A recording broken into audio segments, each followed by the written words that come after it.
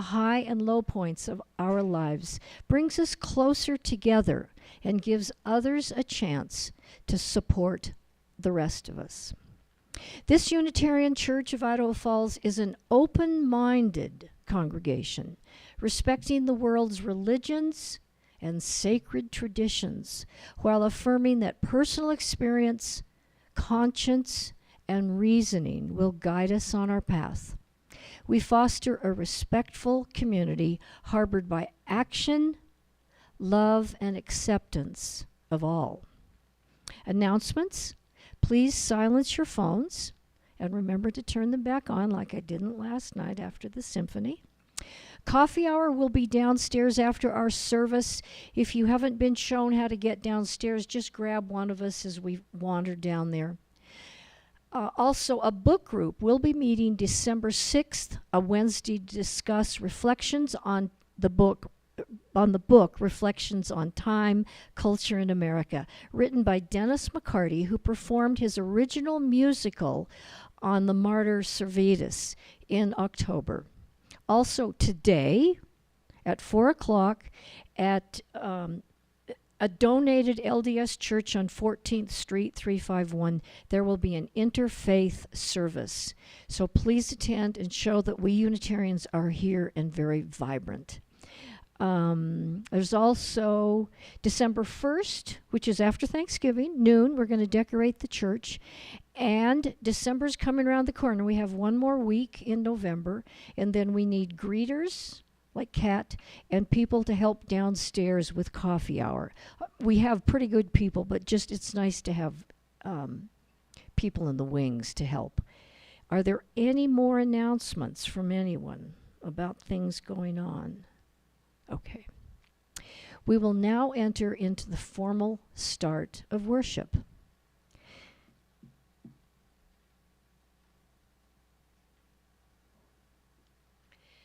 The chiming of this bowl indicates that we can leave our busy, sometimes difficult lives behind and come together in peace and love. Breathing slowly and deeply assists us to calm our bodies, minds, and spirits. I allow the vibrations of the bowl time to fill our hearts and this sanctuary. Peace be with us all.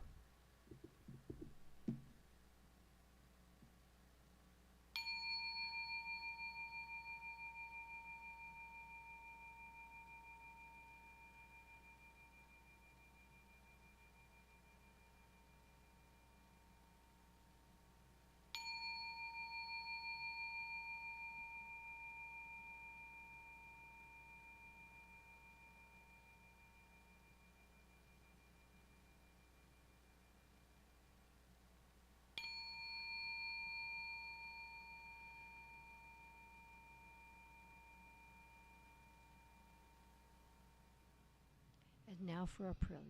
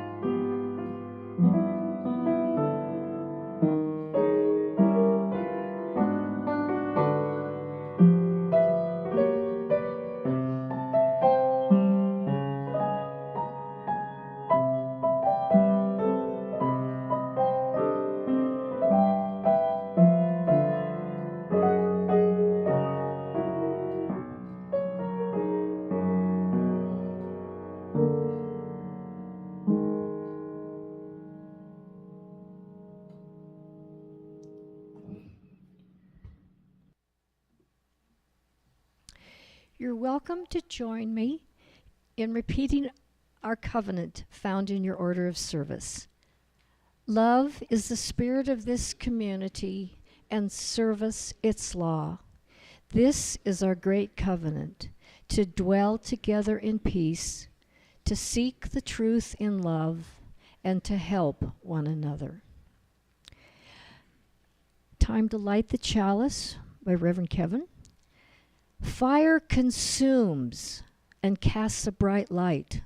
May our chalice flame consume our regrets from the past, our fears about the future, and our worries about today. May the flame light a path of joy and peace. Those are words by Deborah Burrell from the Metro Atlanta UU congregation.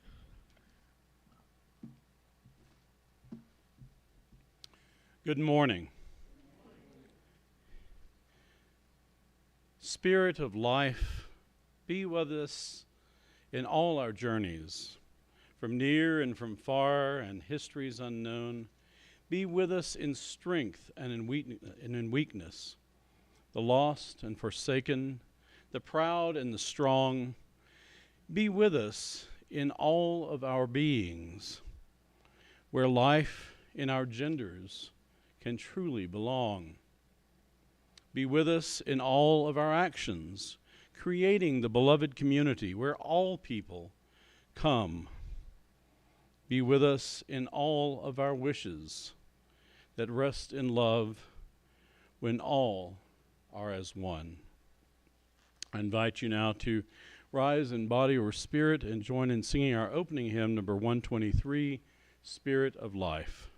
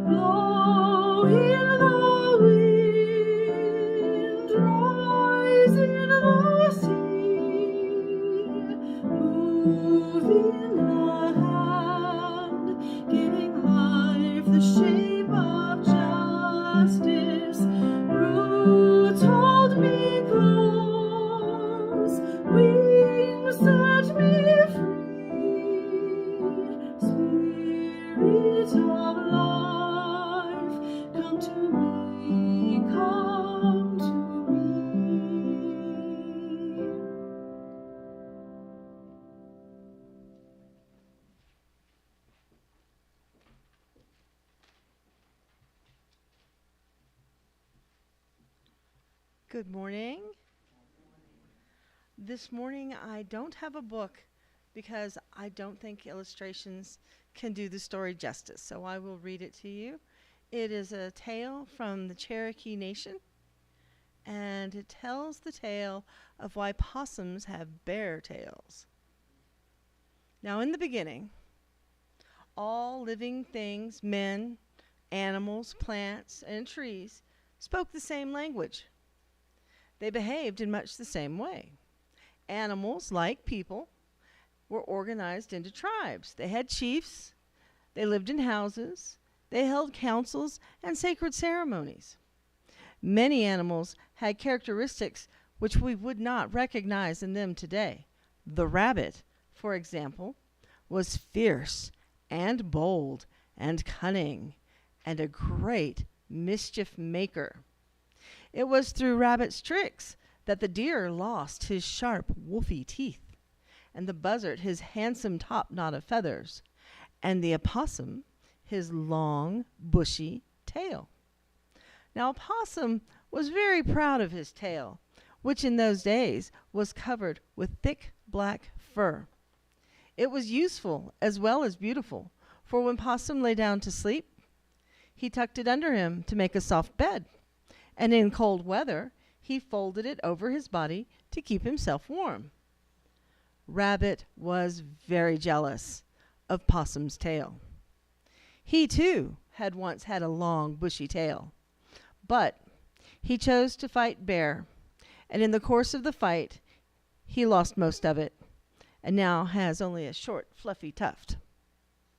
The sight of a possum strutting before the other animals and swirling his tail ostentatiously filled Rabbit with rage, and he made up his mind to play a trick at the first opportunity. Now, at this time, when the animals still lived harmoniously with one another, each had his appointed station and appointed duty. Thus, Frog was the leader in the council, and Rabbit, because of his speed, was employed to carry messages and announcements to the others. As was their custom from time to time, the animals decided to hold a great council to discuss important matters, and Rabbit, as usual, was given the task of arranging the gathering and delivering the invitations. Councils were also occasions for feasting and dancing, and Rabbit saw a way of bringing a possum's downfall. When Rabbit arrived with news of the meeting, a possum was sitting by the door of his lodge, engaged in his favorite occupation, grooming his tail. "I come to call you to the great council tomorrow, brother opossum," said Rabbit. "Will you attend and join the dance?" "Only if I am given a special seat," replied the conceited opossum, carefully smoothing some untidy hairs at the tip of his tail. "After all," he went on, grinning most maliciously at Rabbit, "I have such a beautiful long tail that I ought to sit where everyone can see and admire it." Rabbit was almost beside himself with fury, but he pretended not to notice the jibe and said, "But of course, brother opossum, I will personally see to it that you have the best seat in the council lodge, and I will also send someone to dress your tail just for the dance." Well, Opossum was delighted by this suggestion, and Rabbit left him singing the praises of his tail even more loudly than usual. Now next, Rabbit called on Cricket, whom the Indians called the barber, because of his fame as an expert hair cutter. Cricket listened with growing amazement as Rabbit recounted his conversation with Possum. Like all the other animals, he found Possum's vanity and arrogance very tiresome. He began to protest, but Rabbit held up a paw and said, "Wait a moment. I have a plan, and I need your help. Listen." And he dropped his voice as he told Cricket what he wanted him to do. Early the next morning, Cricket presented himself at Possum's door and said that he had been sent by Rabbit to prepare the famous tale for the council that evening. Possum made himself comfortable on the floor and stretched out his tail, and Cricket began to comb it most gently. "Now I will wrap this red cord round your tail as I comb it," he explained, "so that it will remain smooth and neat for the dance tonight." Possum found Cricket's ministrations so soothing that he fell asleep, wakening just as Cricket was tying the final knot in the red cord, which now completely wrapped around his tail. "I will keep it wrapped up until the very last moment," thought Possum gleefully. "How envious the others will be when I finally reveal it in all its beauty." Well, that evening, his tail still tightly wrapped in the red cord, Possum marched into the council lodge and was led to his special seat by a strangely obsequious rabbit. Soon it was time for the dancing to take place. The drums and the rattles began to sound. Possum stood up, loosened the cord from his tail, and stepped proudly into the center of the dance floor. He began to sing. "Look at my beautiful tail," he sang as he circled the floor. "See how it sweeps the ground." There was a great shout from the audience, and some of the animals began to applaud. "Ah, how they admire me," thought Possum as he continued dancing and singing loudly. "See how my tail gleams in the firelight." Again, everyone shouted and cheered. Possum began to have just the merest suspicion that all was not quite as it should be. Was there a hint of mockery in their laughter and cheers? He dismissed such an absurd idea and continued dancing. "My tail is stronger than the eagles, more lustrous than the ravens." And at this the animals shrieked so loudly that Possum stopped in his tracks and looked at them. To his astonishment and chagrin, they were all convulsed with laughter. Some were leaning weakly on their neighbors' shoulders. Others were rolling on the ground in their joy. Several were pointing at his tail. Bewildered, Possum looked down and saw, to his horror, that his tail, his beautiful, thick, glossy tail, was now naked and scaly like that of a lizard. Nothing, not one hair, remained of its former glory. While pretending to comb it, Cricket had snipped off every single hair. Possum was so overcome with shame and confusion that he could not utter a sound. Instead, he just rolled over helplessly on his back, grimacing with embarrassment, just as possums still do today when taken by surprise. And we will now sing out our children.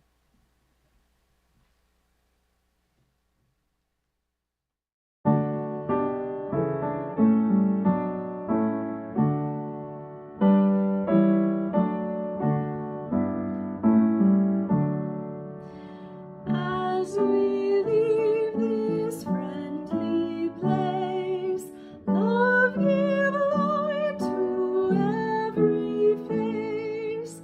May the kindness which we learn light our hearts till we return.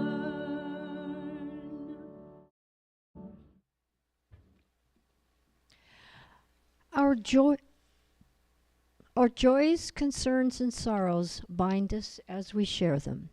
Reverend Kevin will light a candle for each joy, concern, or sorrow. The first one is that we have newcomers Eric and Jordan. And Jordan? Is that right? Okay, good. Courtney Higley, I have court tomorrow for protection order and potential custody for Harmony. Her father created an unsafe environment. Harmony stayed home with a tummy ache. May she feel much better soon and not destroy the house. Hee hee. Cameron, opening night for A Christmas Carol is this Friday, and I am so excited. Are you starring in it, Cameron? Oh my gosh. Very good. You're brave. Kat Reese, great to spend the week with my awesome daughter. She completed and placed at her choir competition. Cindy Logan, our family will all be together for the holidays with overlap. And I have a few concerns. I have a very good friend I've known for 36 years, possibly longer, and she lives in Southeast Alaska that's gray and rainy, and she's severely depressed. And I'm very concerned about that, and I'm happy that her boyfriend is helping, and we are watching her carefully. But it's a terrifying thing to face that in someone you love. I also want to thank Arthur and Annalise Cole for being the patrons at a fabulous symphony last week. And my last concern is for the people in Gaza who are suffering, and the Ukrainians with their long battle to remain a sovereign nation. Reverend Kevin will light one more candle for the joys and concerns that have not been expressed but are in our hearts.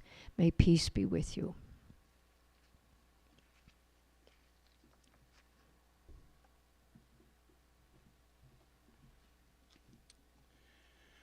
Our reading this morning comes from the book Love Your Enemies by Arthur C. Brooks. Have you ever been subjected to a choice between your loved ones or your ideology? Have you ever been told by a newspaper pundit, politician, college professor, or television host that your friends, family, and neighbors on the other side are knaves and fools, implying that if you have any integrity, you must stand up to them or leave them behind? That people with a different perspective hate our country and must be completely destroyed? That if you're not outraged, you're not paying attention? That kindness to your ideological foes is tantamount to weakness? Whether your politics are on the left, right, or center, most likely you have, and it might just be affecting your life.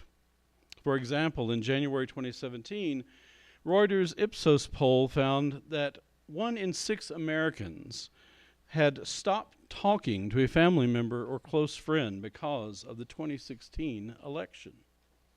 A far bigger share of the population has sorted social life along ideological lines over the past few years by avoiding the places where people disagree with them, curating their news and social media to weed out opposing viewpoints, and seeking out the spaces from college campuses to workplaces where they find the most ideological compatriots.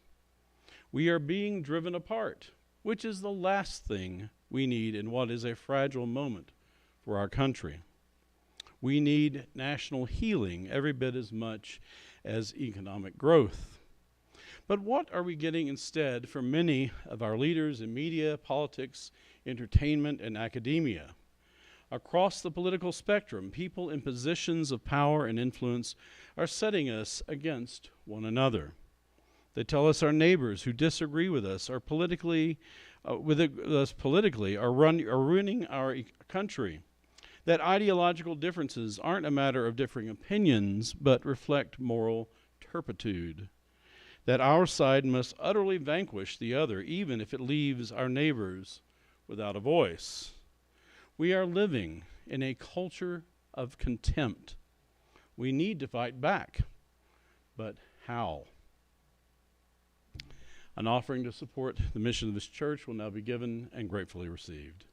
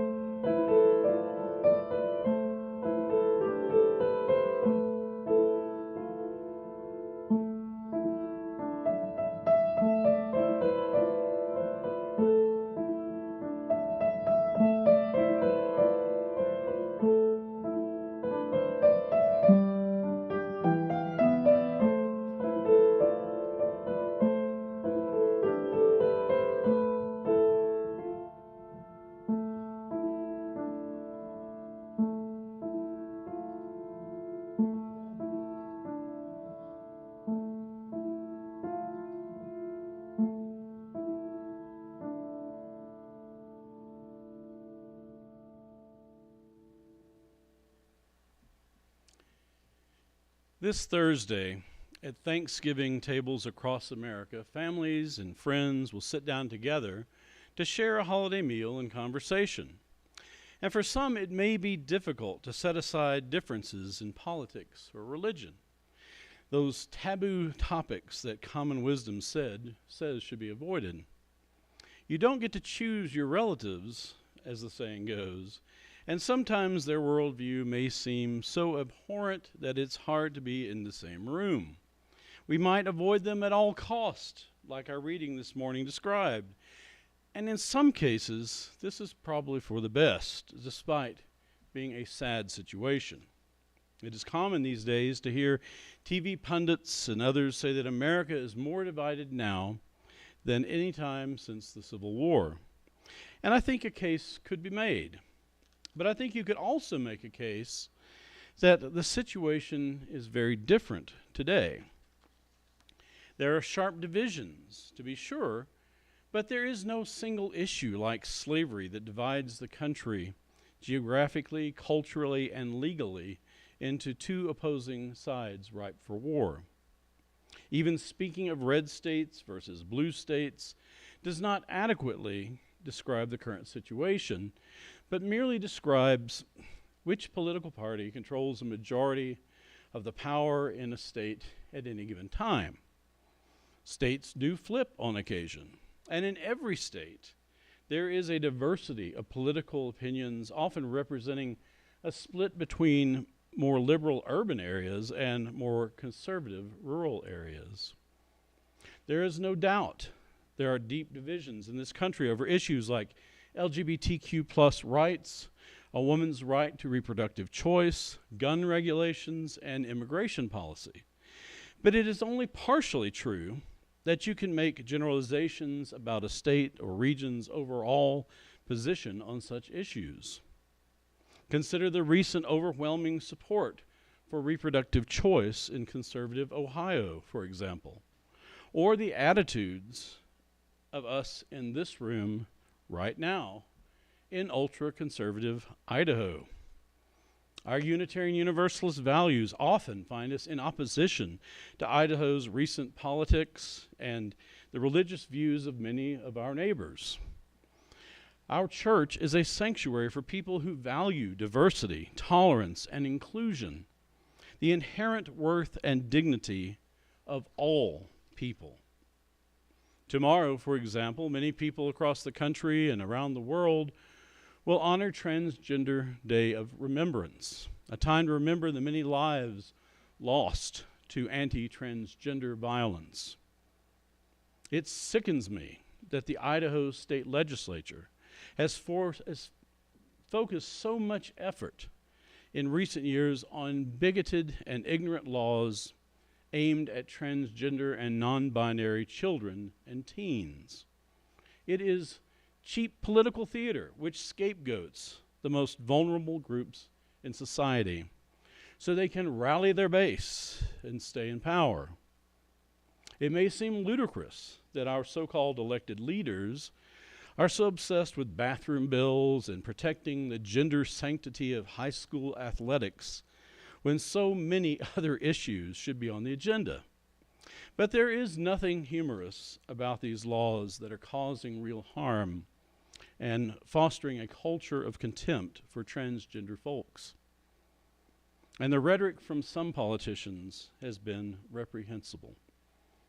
It is a classic example of holding others in contempt for being who they are or for having a different perspective. It is a way to dehumanize your perceived enemies, so it is easier to encourage intolerance and even violence directed toward them. Democracies are supposed to be societies where we discuss our different ideas and use the vote to decide on a course of action. And if we disagree on the status quo, we can protest peacefully to make our point.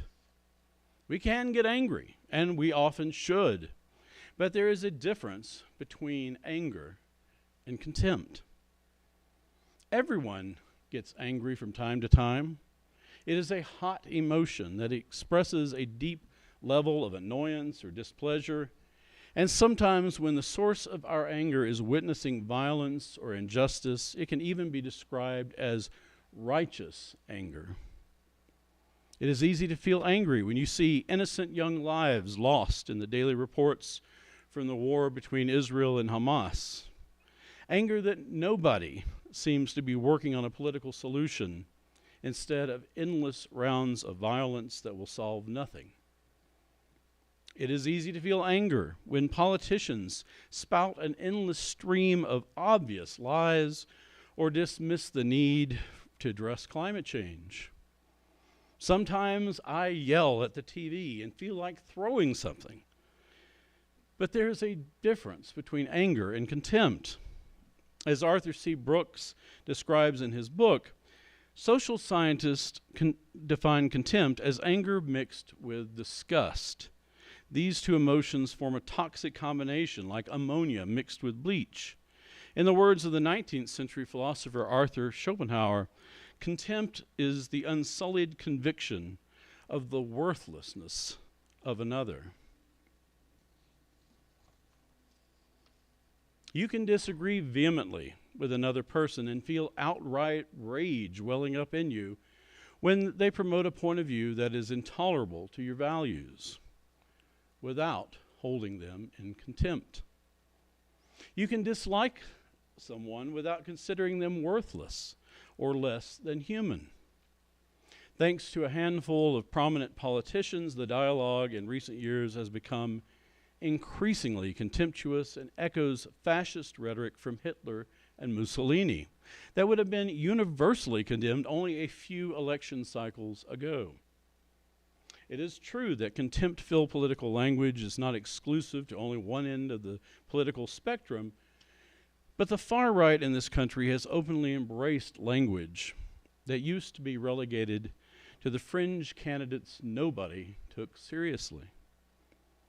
And what is more disturbing is that such phrases are uttered in political venues with the deliberate intention of othering people or a group, knowing that it could be putting their lives in danger. No human being, no matter how much you disagree with them, should ever be referred to as vermin, to be rooted out and crushed, or an enemy of the people. Extremist rhetoric is becoming commonplace, and it has historically been a justification for extremist violence. If you are old enough to remember Barry Goldwater's 1964 campaign for president, or you just know your American history, you'll recognize that the title of my sermon today is a play on the words of a famous phrase Goldwater used in a campaign speech. In an age of fear-mongering about the threat of communism, Goldwater defended the idea of using any means to, quote, protect America, no matter how morally questionable, saying extremism in defense of liberty is no vice. Moderation in pursuit of justice is no virtue. The phrase was written by his speechwriter, but it did sum up Goldwater's hard right-wing view of the world. You were either with him and his supporters, or you were the enemy.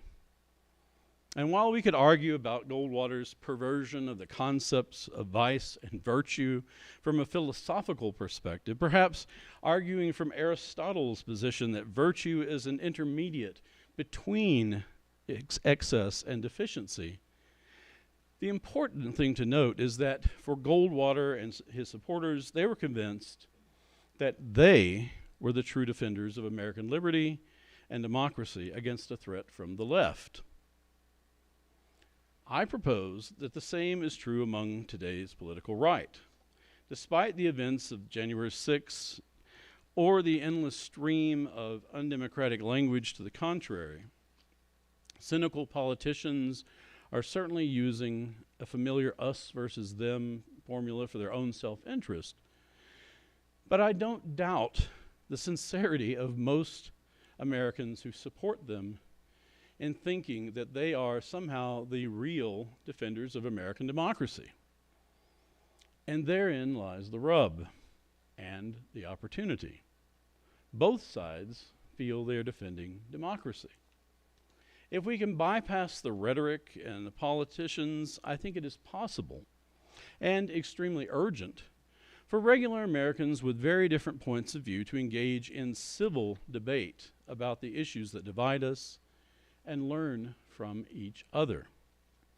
Most Americans want to make America great, even if we have differing opinions about what that means. And when we engage in respectful listening and conversation, it becomes clear that we have more in common as human beings than our differences might suggest.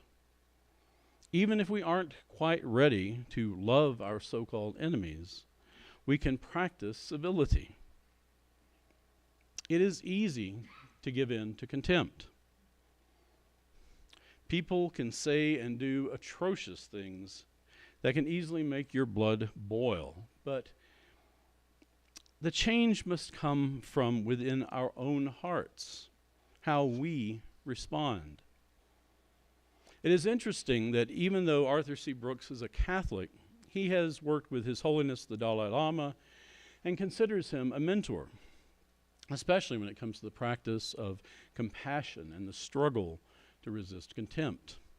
He writes about an encounter he had when he asked, "Your Holiness, what do I do when I feel contempt?"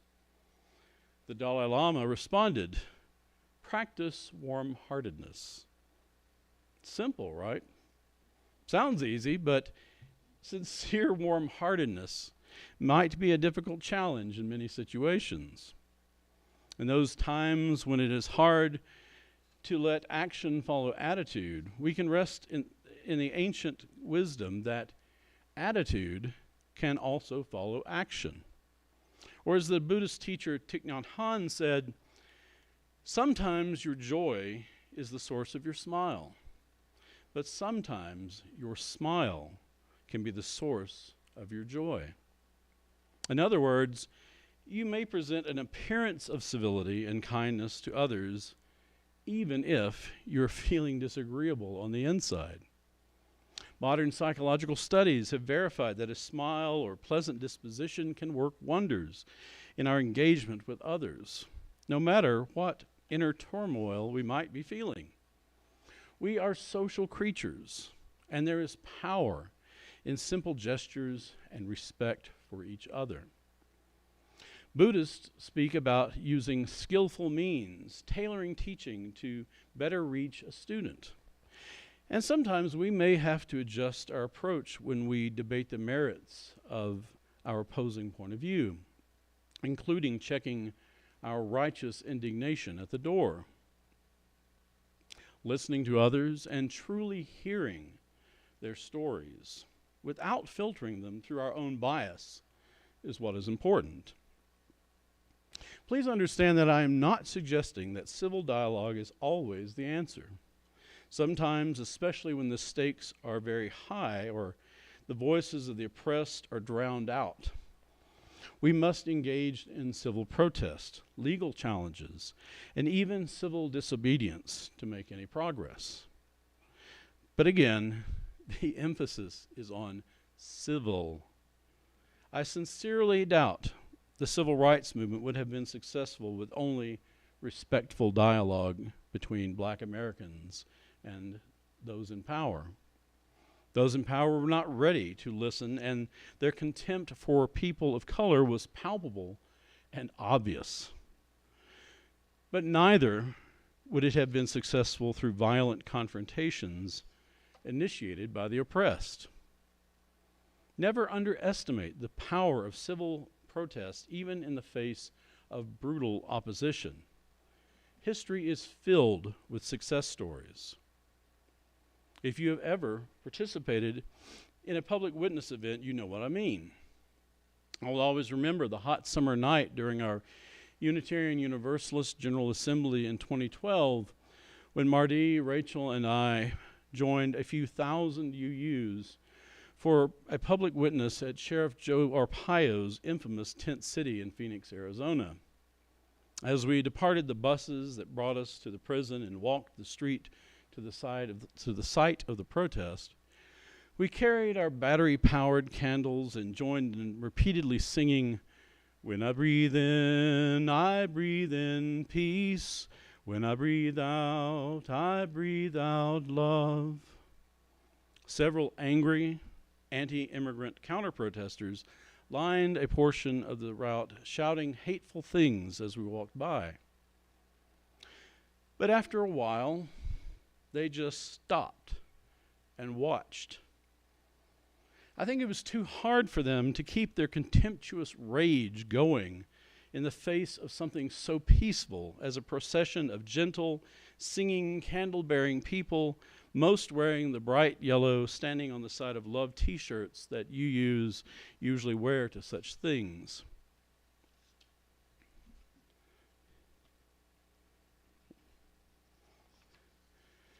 Haters gonna hate, they say, but you really have to be consumed with contempt to bring attention to yourself and your negativity when you are surrounded by an overwhelming crowd of peaceful people.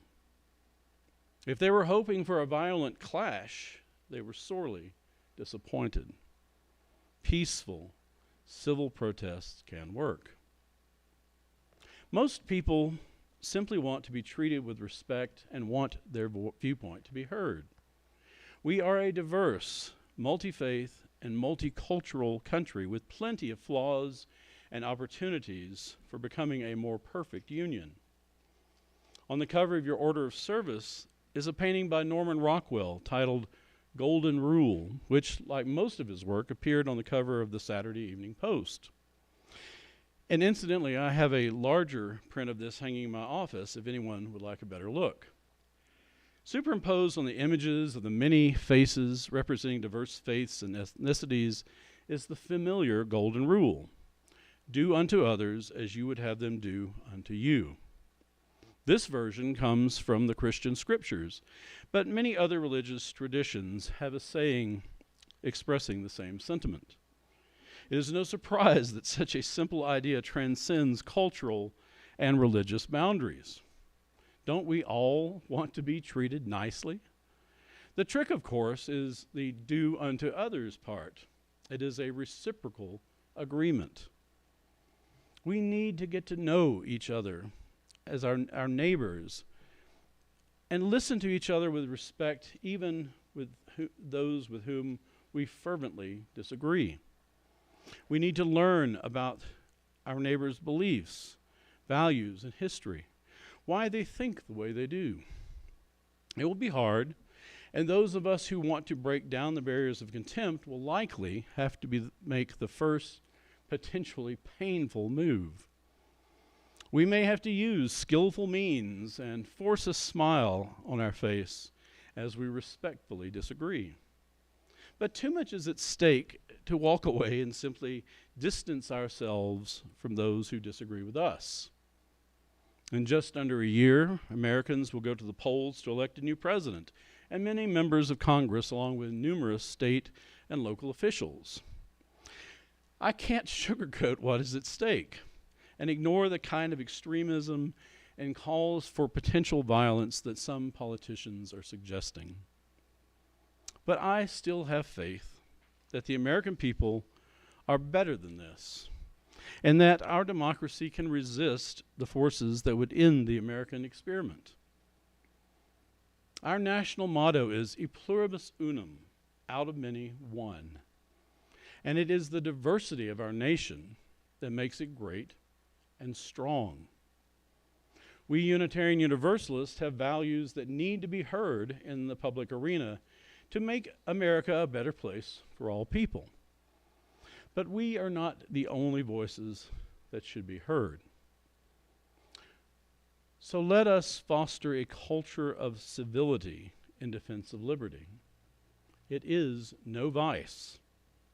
Let us do all that we can to foster civil dialogue with mutual respect and live the beloved community into being.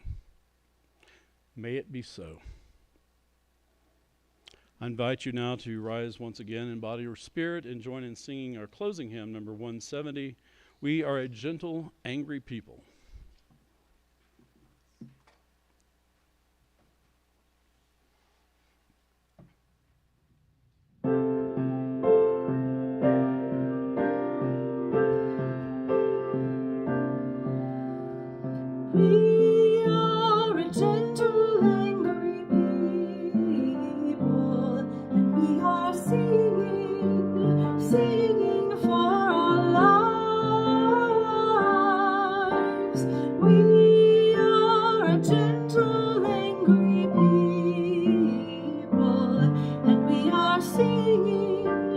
singing for our lives.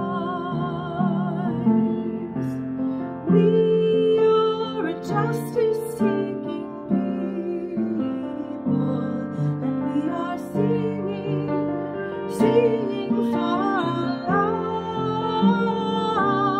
lives. We are a justice-seeking people, and we are singing for our lives.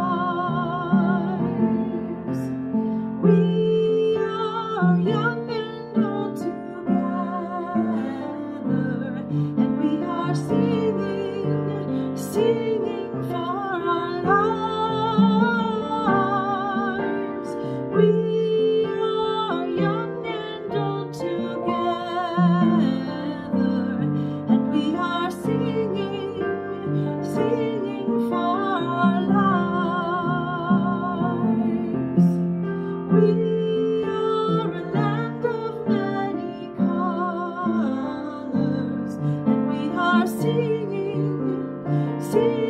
for our lives. We are a land of many colors,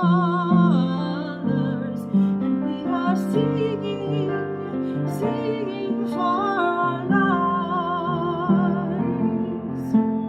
We are gay and straight together,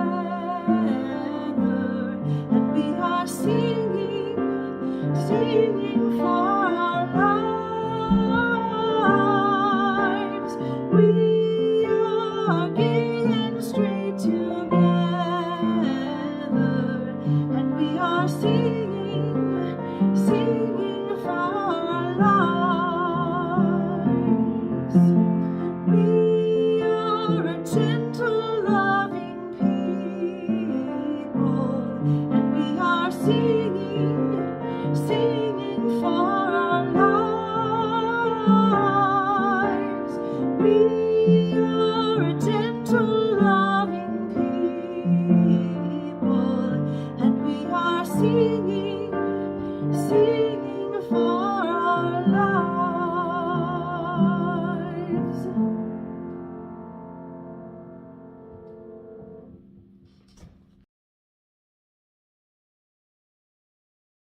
6, found in the back of your hymnal, a litany of restoration. The people's response is in italics.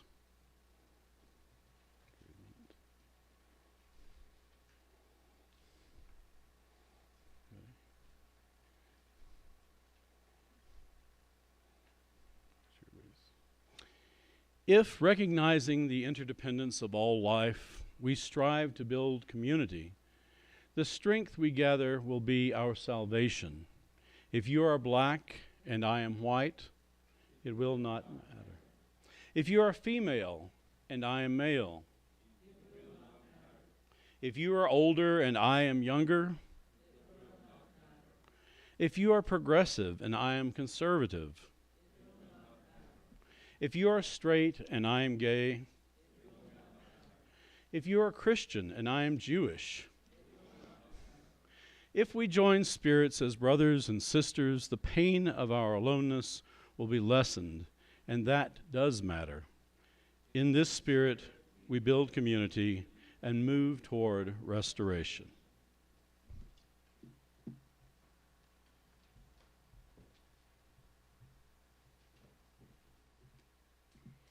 Please join me in saying the words found in your order of service. We extinguish this flame, but not the light of truth, the warmth of community, or the fire of commitment. These we carry in our hearts until we are together again.